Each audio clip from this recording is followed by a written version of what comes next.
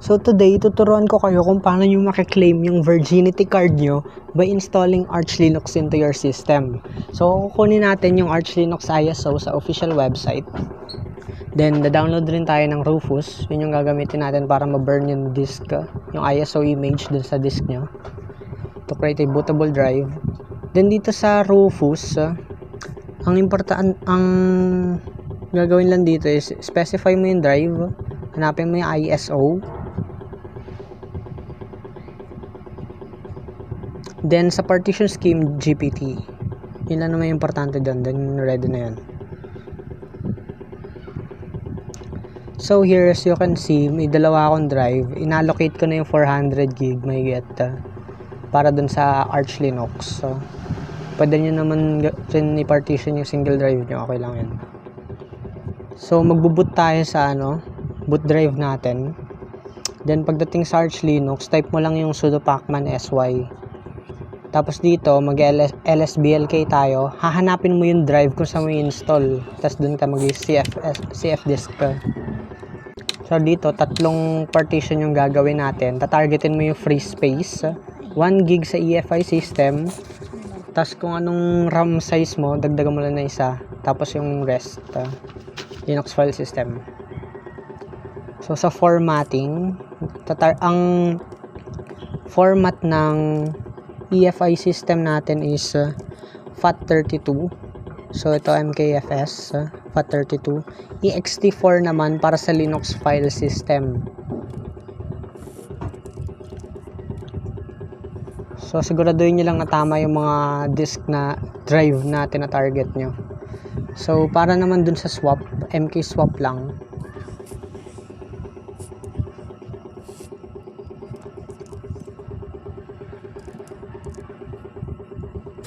So dito sa akin SDA5 din. Tapos kailangan mo rin is-swap on. Targetin mo ulit yung drive, then okay na. So next, i-install na natin yung mga essentials, like base and base level, tas yung mismong Linux. Pwede mo rin gamitin yung LTS version kung gusto mong hindi nag-update ng pabago-bago yung system kernel mo. Kasi minsan nagkaka-error yun kapag may updates. So kung pang server yung system mo, mas magandang gamitin mo na yung Linux LTS. So yung iba dito, yung mga essentials lang, curl wget, yung mga managers, network managers. Itong mga drivers lang like Pipewire. Tapos yung EFI boot manager para mamaya So mag-install. Ang next step natin is gawa natin ng fstab. So dito fstab lang gawin lang natin. Gen fstab -u.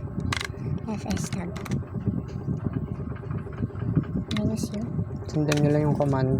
Lalagay natin dun sa loob ng MNT. Tapos lalagay natin sa MNE etc. Tapos fstab. Yan. Tapos check natin kung nandun. So nalagay sa etc. Ay, mali. MNT etc fstab. Ayan. So ito yung endpoints ng natin drives. So ito yung saan yun? VFAT yung 5 to yung EFI 664 tapos to swap.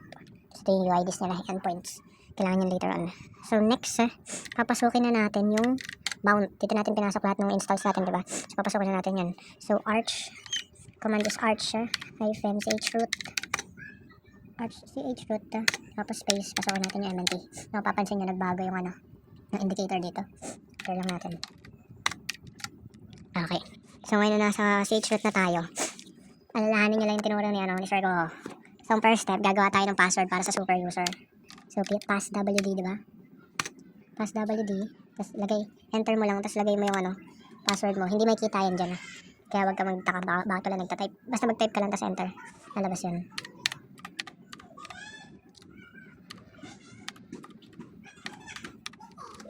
Okay, updated successfully. Kung hindi masyadong ginagamit yung yung super user, Pang ano lang yan, pang mga matataas na privilege na ano, na operations. So, kailangan natin ng user. Yun yung gagamitin natin madalas. So, user of type users. User add type users. Tapos, minus G. Bibigyan natin ng privileges. So, will nandyan yung mga operations like sudo. Sa storage, bigyan siya natin ng access dyan. Sa video pati audio, bigyan natin siya ng access para makapag tapos minus S, lalagay natin yung config sa bin bash. Tapos specify mo sa dulo yung username mo. So, type chung enter lang. Okay, na-create na. Gagawa natin ng password dyan. Tapos WD lang ulit. Pero ngayon specify mo yung username na ginawa mo. Lagay mo na yung password. Okay na. Next. Pasukin natin yung sudo. May i-edit tayo dun eh. Editor. Equals. Nano. Visudo. Visudo. So, ang edit natin dito is, pwede tayo mag-search. Control F. Search natin yung will.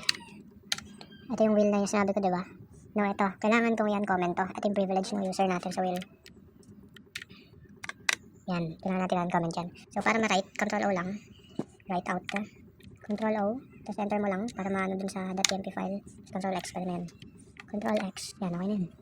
Next, specify na natin yung time zone. So, ln minus sf type user share. Hirap naman kasi mag-type sa kamay lang eh. Zone info share zone info. Tapos ang sunod, yung dalawang parts dito, yung region mo pati yung location. So, nasa Asia, Manila ako. Pero kung kayo nasa Mars, search mo lang dun sa sa Arch Linux, meron tong mga time zone available. Piliin mo lang yung pinakamalapit sa'yo. So, ayan. Ako, Asia, Manila. Tapos, ETC local time.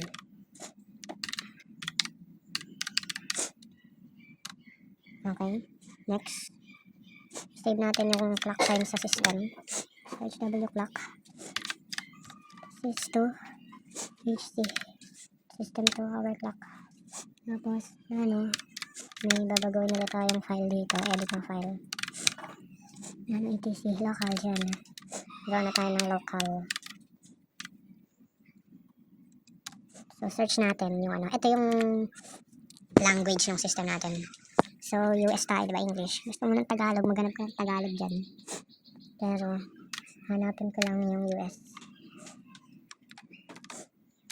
ENUS UTF-8. UTF-8, okay? Ito yung yan comment natin. So, backspace lang, Control O. Hindi. Control O. Control X. Enter, Control X. Next. Generate na natin yung local. May local dyan. Generating, okay. UTF-8.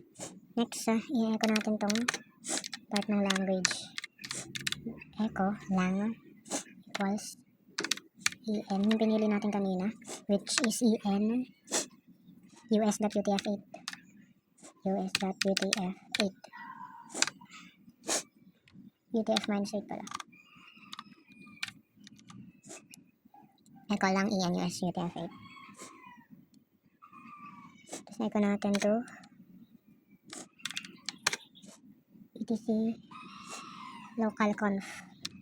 So, gumawa na tayo ng local kanina, diba? So, meron na tayong conf yan. Local conf. etc. Ay, mali. Nasa etc folder pala. etc local.conf. Hindi pala yun. So, para ma-check, i-cut lang natin tong part na to. Yung section na yun sa etc. Local.conf. Ayan. Cut. etc. Local. Ba't ba nag-double yung echo? .conf. Ayan. USCTF8. Next. Maraming step no? Pagod na ako Echo natin yung hostname. So, isip kayo ng hostname nung pangalan ng system nyo. Lagay ko na lang Arch. Kasi I use Arch by the way. Tapos, i-echo natin sa etc hostname. Yan. Tapos, pasukin natin yung na etc, may config din host. Tapos dito lalagay natin. Baba. 127.0.0.1 Arch, yung system natin. Arch.local domain.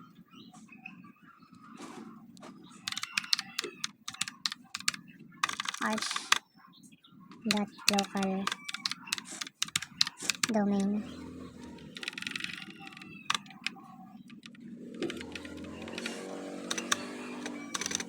Tapos nilagay na natin dito Arch Linux.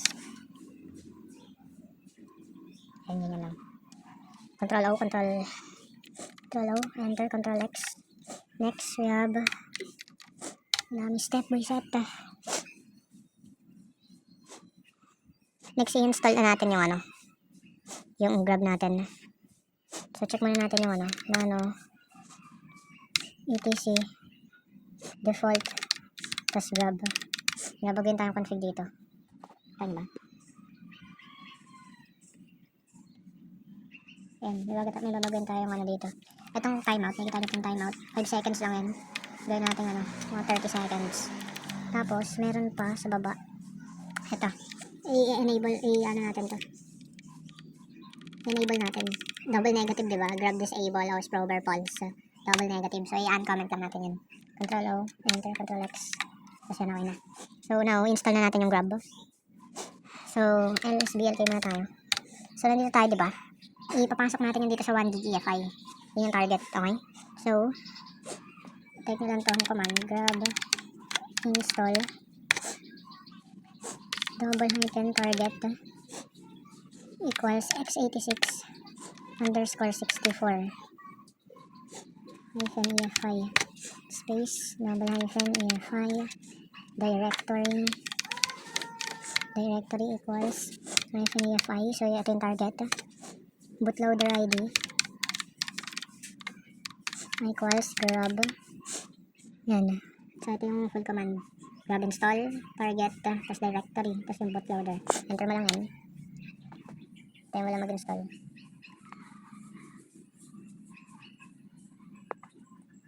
Bagal ah. Installation finished, no error report. Okay, so yung next is gawa na tayo ng grab config. Ito pala yung command. Mali dito, nalagyan ko ng space. So, enter. Okay, done na. Then next, enable natin yung systemctl network manager natin. Case sensitive to, so sundan na lang uppercase. Ganyan, okay na. So, pwede na tayo mag-exit sa root or sa mount. Then, kailangan natin i-mount. I-unmount natin lahat ng nasa MNT. Ngayon, pwede na tayo mag-shutdown. Shutdown now. Tapos, pagka-shutdown now, tatanggalin mo na yung boot drive dyan. Ano yung boot drive? Shut up.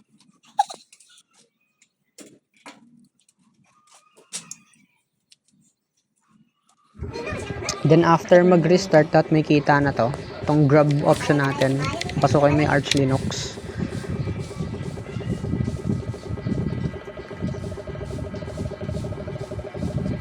Blind. Then login mo lang yung user account na ginawa natin kanina. So yung sa akin yung Chumo. Tapos type mo yung password. Tapos yan, pasok ka na sa sa Arch. Nasa terminal ka lang, pero OS na to. Installed na yung Arch. So yun lang, virgin ka na. Congrats.